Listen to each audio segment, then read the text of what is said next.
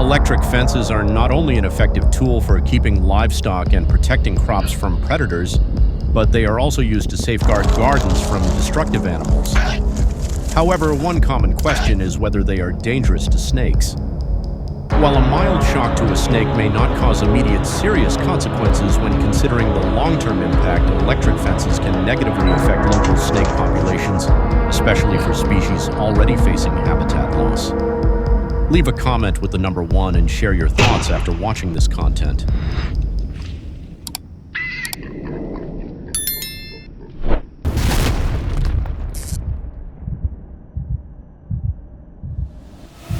A giant elephant broke through an electric fence, causing chaos in a city in Florida. The government had installed barriers with a 7000-volt power source, but they couldn't withstand its strength. Instead of spending money on expensive solutions, you could install an ultrasonic wave system, as elephants are highly sensitive to high frequencies.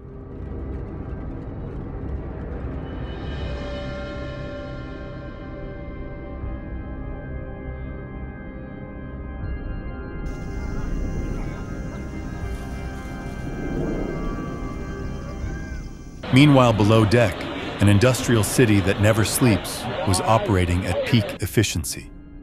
The sailors aboard the Lincoln were preparing these aircraft for war.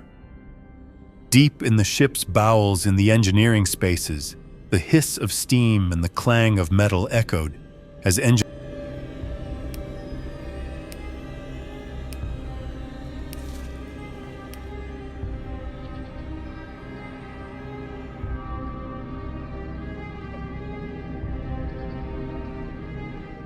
In the bomb storage area called the bomb farm, aviation ordnancemen moved with purposeful urgency. Their hands, quick and skilled after thousands of hours of practice, were finalizing the smart JDAM guided bombs. They checked each fuse, attached each control.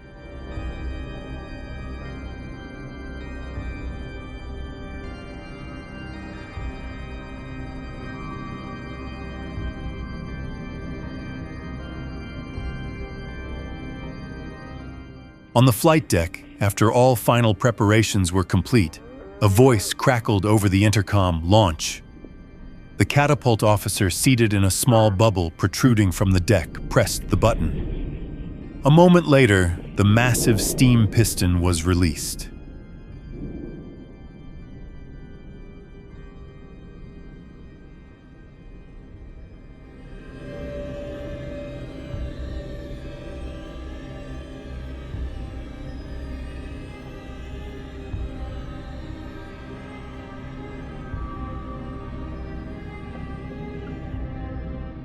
The Black Knight's F-35Cs, weighing nearly 70,000 pounds, including 20,000 pounds of fuel and 16,000 pounds of weapons, accelerated from 0 to 170 miles per hour in just 3 short seconds. The G-forces pressed the pilots firmly into their seats, but they were well accustomed to the sensation.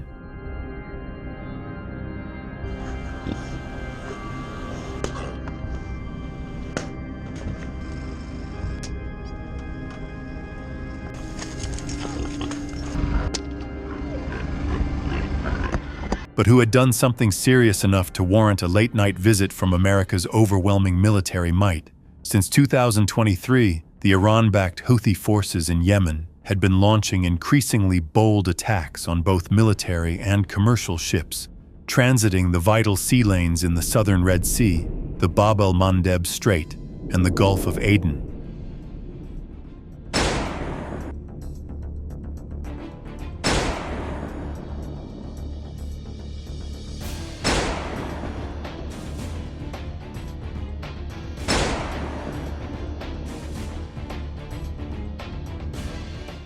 Their anti-ship missiles and suicide drones had become a real threat to global commerce. Due to the escalating frequency and complexity of these attacks, U.S. commanders at Central Command decided a clear message was needed. The Lincoln Strike Group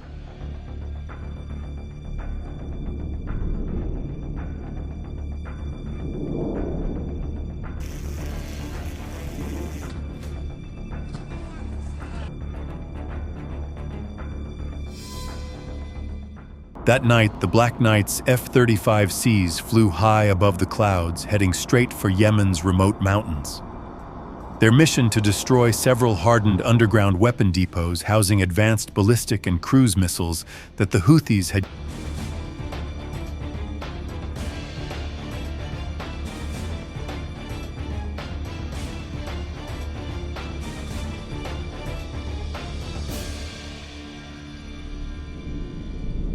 Just because of a bird, this snake lost its life when it came into contact with a high-voltage power line. Do you have any new ideas to prevent reptiles from coming into contact with power lines?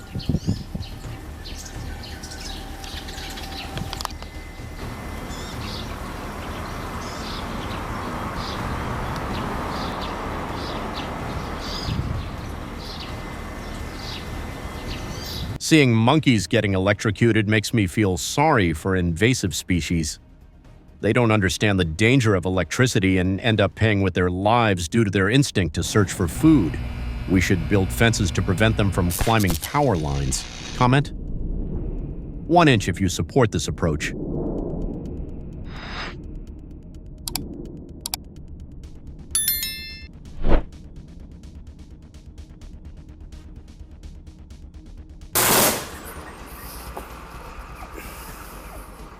The devastation was immense.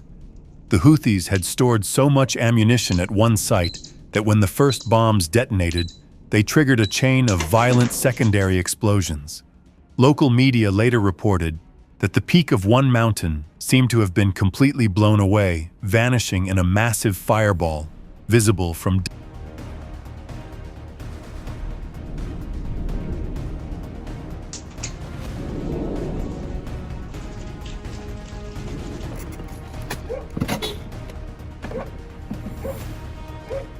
By dawn the next morning, all the Black Knights had returned and landed safely on the Lincoln's deck.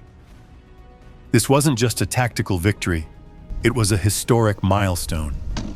Although the Air Force's F-35A and Marine Corps' vertical takeoff F-35B variants had seen combat against terrorists in Iraq and Afghanistan, this was the first time the F-35C, the Navy and Marine Corps' carrier-based version, had been deployed in a real combat.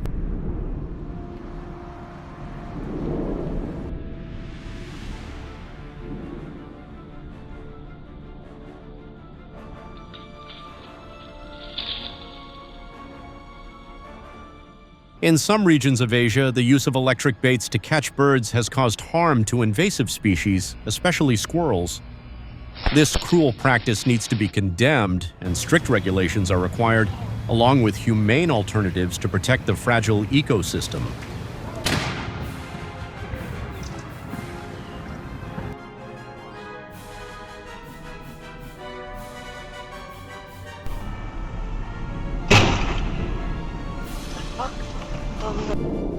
Their EA-18G growlers from a distance looked much like the Navy's standard FA-18 Super Hornets, as they were built on the same airframe. But the core difference lay in their role. Under each wing and along the center line,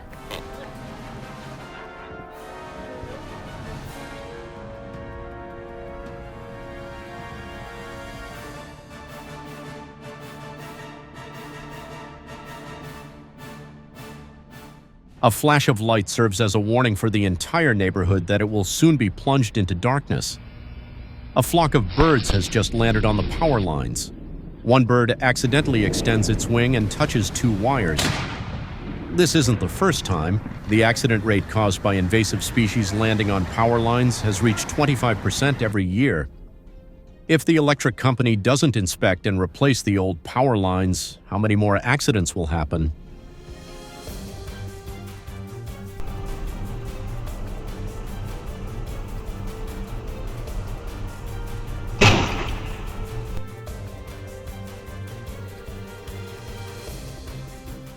To prevent those nearly $100 million aircraft from becoming expensive paperweights, the Growlers launched first to clear the path, neutralizing the enemy's air defenses. The new weapon they carried that night was the next-generation jammer, N/ALQ.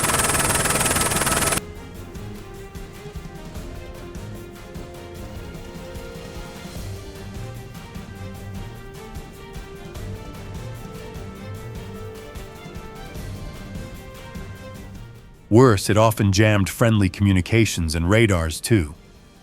The ALQ-249 fixed all these shortcomings. With greater power, it could detect and overload enemy air defense radars from much farther away, and its active, electronically scanned array architecture allowed it to precisely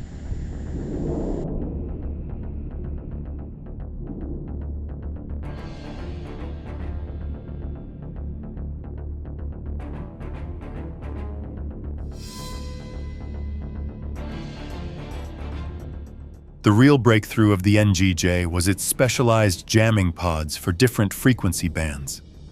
Air defense radars don't operate on the same frequencies. Long-range surveillance and detection radars typically use low band, while fire control and missile guidance radars use high band.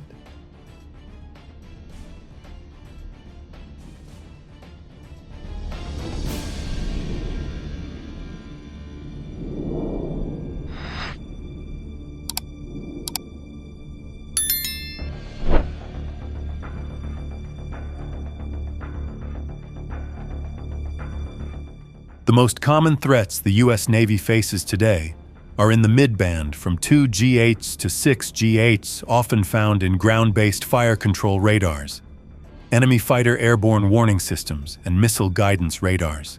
So the Navy prioritized deploying the mid-band variant for the Growler first.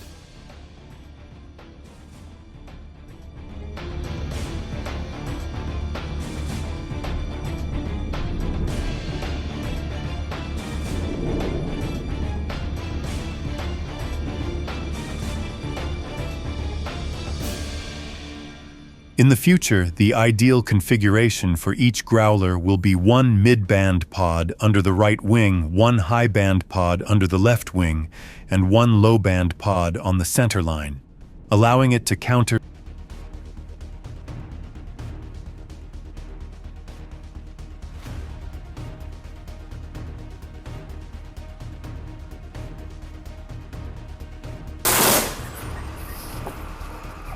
According to reports from the Indian Wildlife Management Authority, electric fences are effective in preventing smaller invasive species, but they are unable to stop elephants, which can easily knock down the fences, leading to significant installation costs.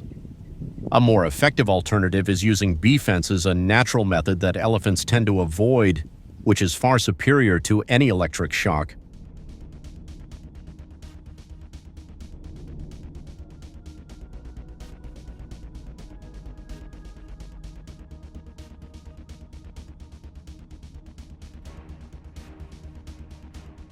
According to sources, the installation of electric fences has reduced red fox intrusions by up to 80% on some farms in the Midwest of the U.S.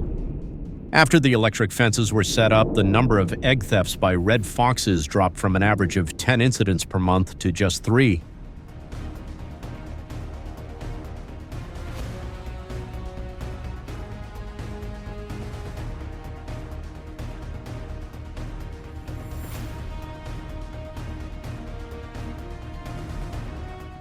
Electric fences do not cause injury, but they can diminish a pet's confidence while patrolling its territory. If you install an electric fence, it's important to train your pet gradually to recognize the boundary, avoiding sudden shocks that could alter their natural behavior. The scream of the child really startled me. I bet they will never dare to go outside the farm again.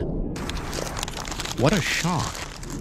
In addition to electric fences, farmers can also use motion sensor lights or biological traps to keep their animals safe.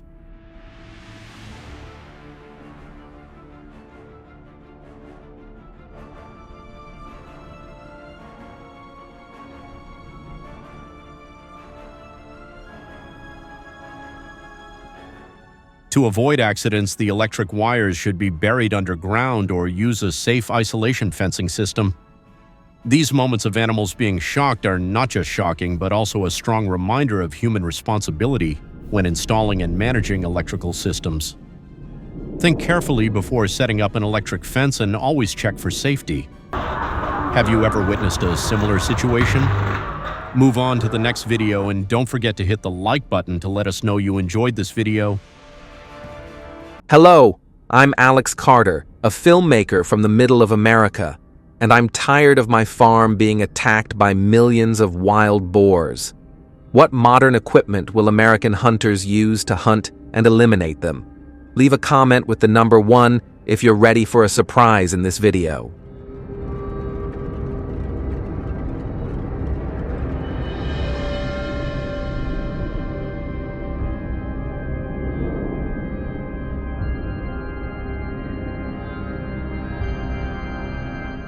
Wild boars are ravaging Georgia, causing more than 100 million USD in damage each year.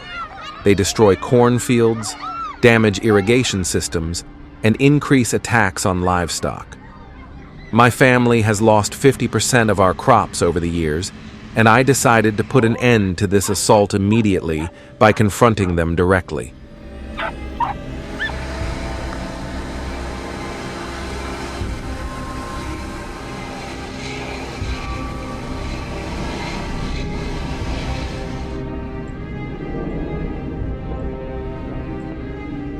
According to Georgia law, we hunt legally with a permit from the Department of Natural Resources, ensuring that every shot is ethical. What must we do to hunt millions of wild boars effectively in this situation? Night hunting is our strength. Thermal scopes help detect heat signatures in the forest at night, allowing us to spot wild boars before they run away.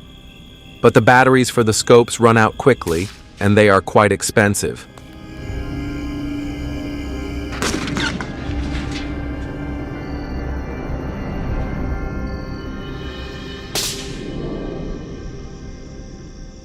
Hey, what you got there, bud?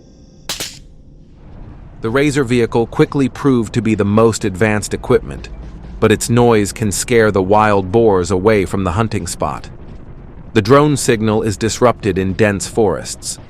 Every tool has its limitations, but when the signal weakens, we switch to direct coordination with the team on the ground, using infrared binoculars and additional tracking technology to ensure stable wild boar hunting.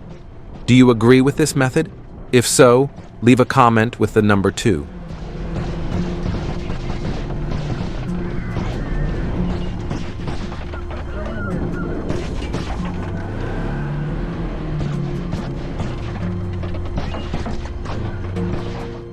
One night deep in the mountains, we faced our biggest challenge while hunting wild boars. Our drone spotted a massive boar weighing over 400 pounds heading toward my field. If it reached the crops, I would lose everything. The drone signal flickered, and the flashlight on the thermal scope blinked red. I had everything ready. One shot through the scope with the Remington 700. The shot rang out, and the beast fell just inches from the field. That moment, captured by my camera, was our victory, proof from a filmmaker that we can win this battle.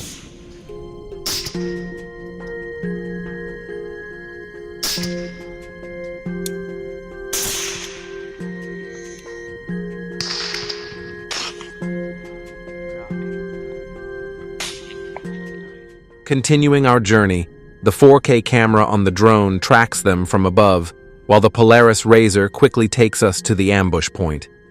Georgia law requires us to report every wild boar taken down, so we document each one to remain compliant with regulations. This is not just hunting, it's a responsibility. How is wild boar hunting regulated in your country?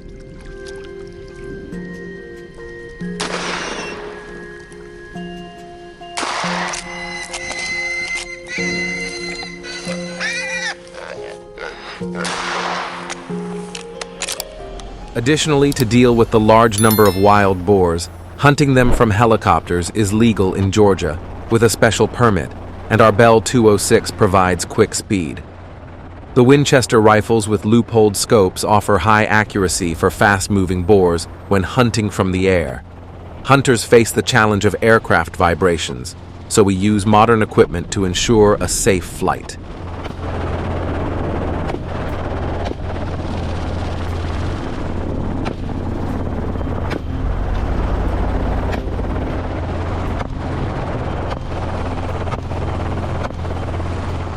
This is America's battle, and we won't give up.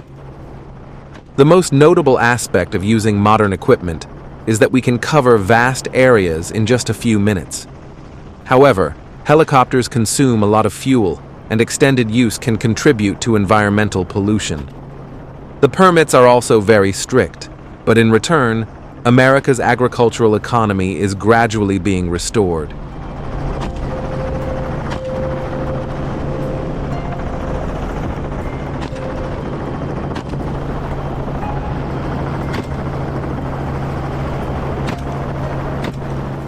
If you have any questions after watching this video, leave a comment and we'll be sure to answer. Follow our journey on social media to support farmers and spread the message. Together, we can protect our hearts. Like and subscribe to our channel to join the next hunt.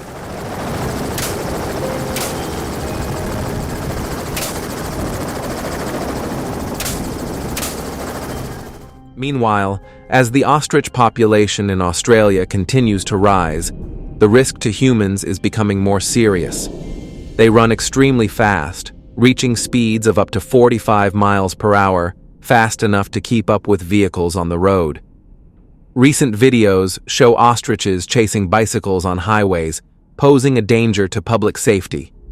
Weighing up to 300 pounds, they can cause serious accidents when colliding with cars or pedestrians. It's estimated that ostrich-related accidents could cause up to $1 million in damages each year, including vehicle damage, medical costs, and economic losses. Are you ready to explore the world of ostriches? If so, leave a comment with the number 1 to start the video.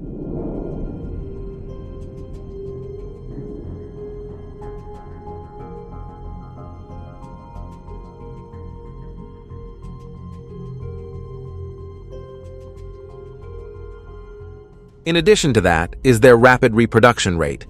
A female ostrich can lay up to 20 eggs each breeding season, significantly contributing to the annual population increase. With an estimated population growth of 10% each year, the frequency of ostrich-related accidents is expected to rise.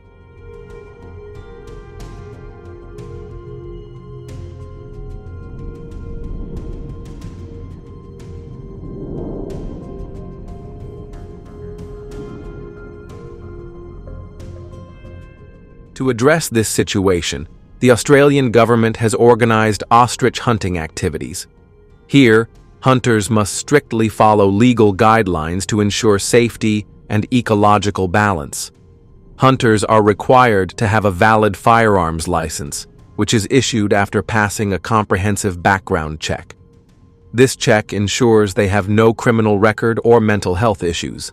Additionally, they must complete firearm safety courses.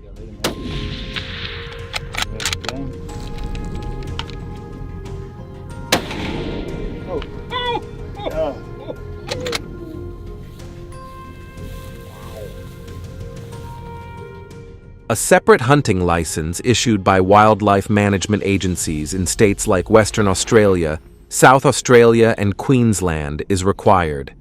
In the Coron region of South Australia, EMU hunting is restricted to March through June to ensure population management during the non-breeding season. Happy shooting. Hunters primarily use large caliber rifles like the .375 H&H Magnum or Winchester Model 70. These rifles are powerful enough to take down targets from long distances. Telescopic sights enhance accuracy, reducing the risk of missed shots that could endanger the hunter. Do you enjoy emu hunting? If so, leave comment number 2.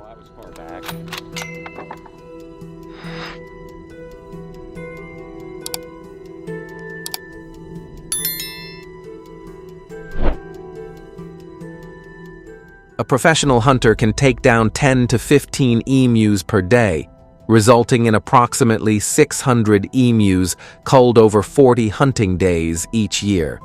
Hunters must meet strict requirements to participate legally. Obtaining a firearms license involves a 30-day waiting period for background checks, safety training, and knowledge of hunting regulations. Hunters are also encouraged to purchase public liability insurance to protect against accidents. Since stricter regulations were implemented in 2018, The success rate in managing emu populations has improved. Okay.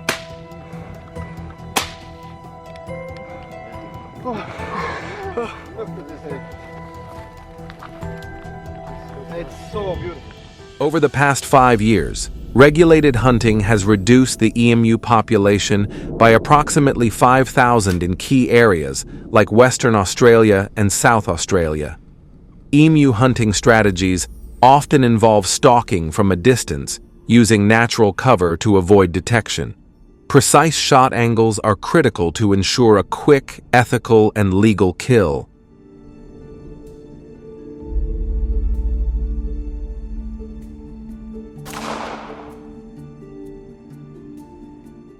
Hunters must avoid overhunting and target only healthy adult emus, sparing juveniles to maintain ecological balance. Penalties for illegal hunting are severe, including fines up to $50,000 and potential jail time for repeat offenders. Since the introduction of hunter regulations and training in 2018, dangerous encounters have decreased by over 700 incidents annually, demonstrating the effectiveness of these measures in ensuring human safety and wildlife conservation.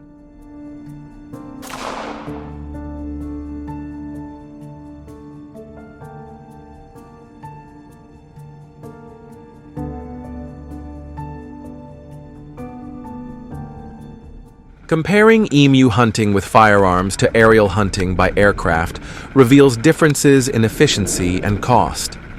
Aerial hunting, primarily conducted from July to September, can cull approximately 1,500 emus. However, this method incurs high fuel and equipment costs, so it is typically carried out only once a year, with most hunting occurring on the ground.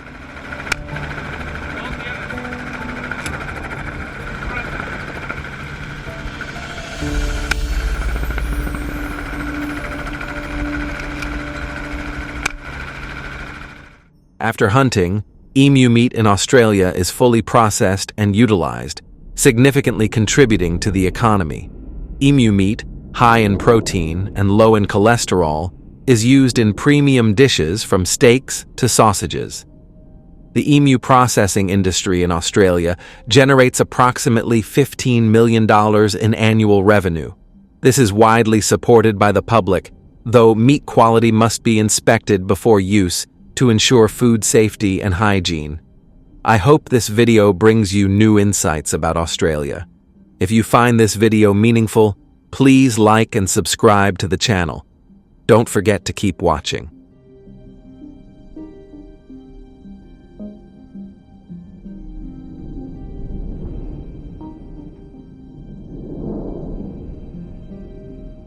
Not only emus, but also elephants are disrupting people's lives. Giant elephants are encroaching on highways, marking the boundary between forests and residents' banana plantations.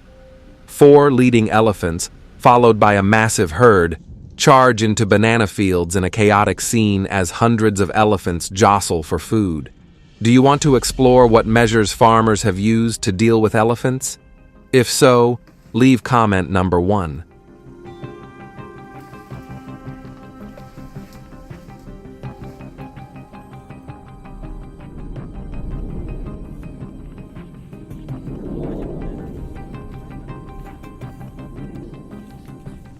Due to the continuous expansion of urban areas, their natural habitats have been reduced, making natural food sources insufficient.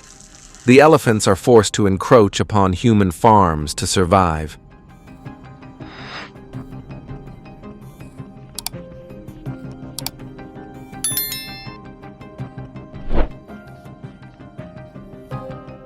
According to a report from the Australian Department of Environment and Forestry, over the past 5 years, these elephants have caused damage to more than 24.7 acres of banana plantations nationwide, with total estimated losses reaching hundreds of millions of dollars.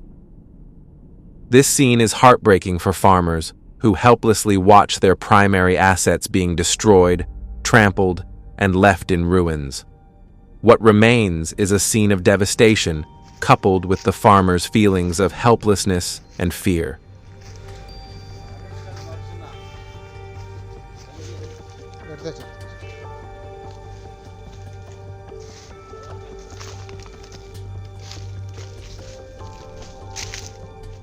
To address the severe damage caused by the large number of elephants, Americans have implemented electric fencing.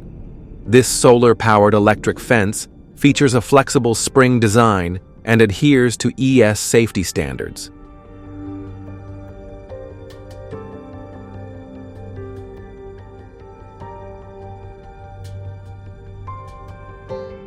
The installation process for the fence takes about a week.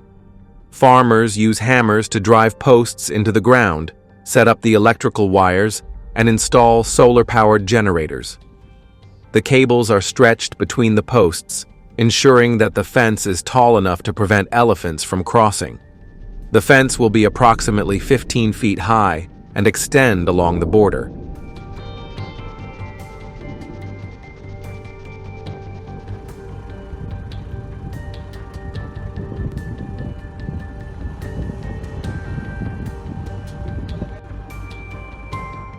Each month, the Australian government conducts quality checks to ensure that the electric fence is functioning effectively. However, the increasing number of elephants has compelled the government to adopt more extreme measures to control these large animals. The government will issue licenses to over 200 hunters to use firearms for elephant hunting. To minimize disturbance to local communities, the government mandates that hunting be carried out away from residential areas, with preferred locations being remote wilderness regions.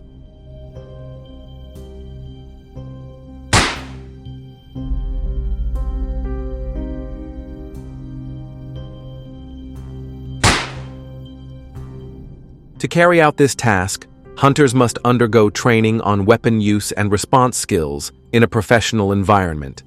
Heavy rifles are authorized for use against elephants in Australia. According to strict regulations, hunters are required to register and obtain firearm permits from relevant authorities. Okay, coming on, good shot.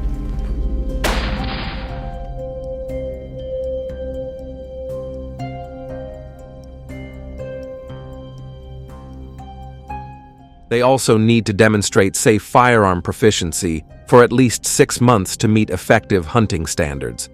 Hunters must adhere to firearm safety rules, have situational assessment skills, and, most importantly, know how to identify targets correctly and avoid accidentally shooting unrelated animals.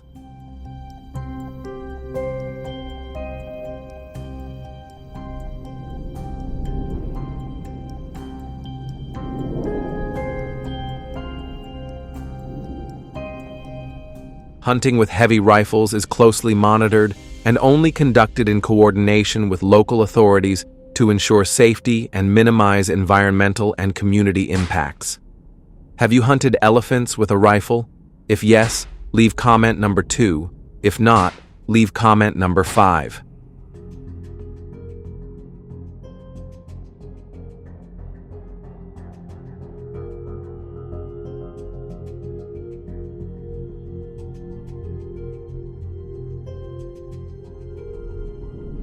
During the elephant hunting season in Australia, particularly in peak months like March and April each year, efforts are primarily focused on reducing the number of elephants to protect farms and ensure the safety of local residents.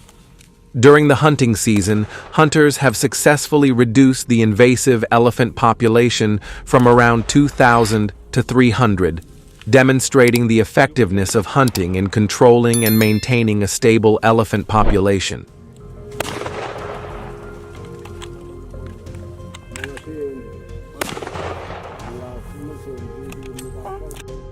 Hunters must face elephants weighing around 12,000 pounds, requiring absolute precision and high skill to bring down the animals instantly. They need to aim for the brain, a critical spot located at the front of the skull, just above the base of the trunk. With the thick skull and complex structure, only highly experienced hunters can execute this shot perfectly.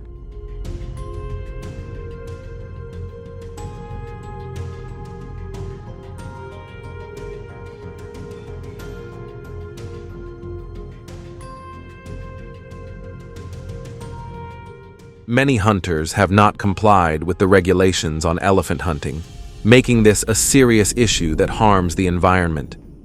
Many individuals and hunting organizations have taken advantage of opportunities to carry out illegal activities for personal and commercial purposes. The illegal trade in elephant ivory reduces the number of elephants in the wild.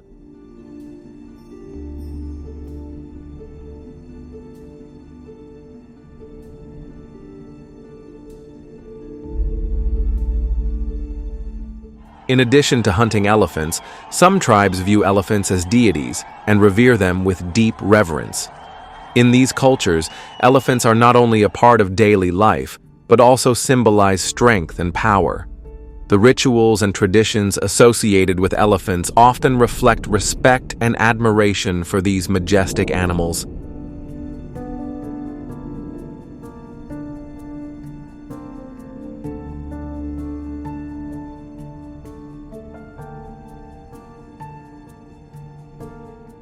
Thank you for watching today's video. What are your thoughts on hunting elephants to control their numbers and protect crops? If you agree with this approach, please leave a comment with the number 1 below the video. If you have any better solutions, don't forget to share your ideas and opinions in the comments section. Remember to like, subscribe to the channel, and share this video with your friends so they can watch and enjoy it too.